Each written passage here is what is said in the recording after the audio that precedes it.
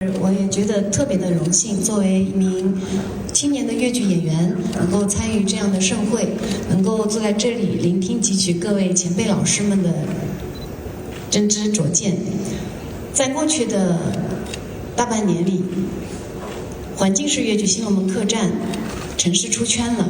而我也非常幸运地被带到了大家的面前，从而有了更多的机会，以更丰富的形式去传播粤剧。戏曲是中国人的乡音，是我们民族艺术的精华。它充分体现了中华文明突出的创新性。那么，如何让曾经辉煌的传统戏剧持续保持创新性，从而更好地融入我们现在的当代生活中？这个问题，我想应该是困扰了非常多的人。我也曾经常想着，什么时候我们粤剧可以像他们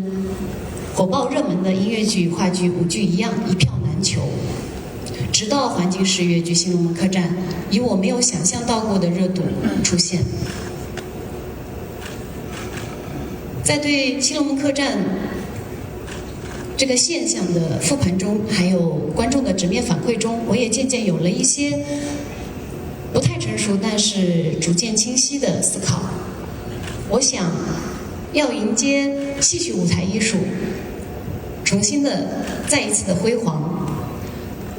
在做好戏曲非遗传承保护工作的同时，我们要勇于去创新，要勇于去打破边界，要把非遗时尚化，要把经典流行化。因为今天的经典一定是曾经的流行，而今天的流行才有可能成为未来的经典。要把经典流行起来，就必须想方设法的去打破观众的观赏壁垒。在我的学习实践中，我觉得有效的方式之一就是破壁融合。中国传统戏剧本身就是一门兼容并包的艺术形式，在我们戏曲舞台上可以看到文学、音乐、武术、舞蹈、美术，甚至是杂技等等艺术门类。这是一门非常综合的视听艺术，应有尽有，入骨不亏。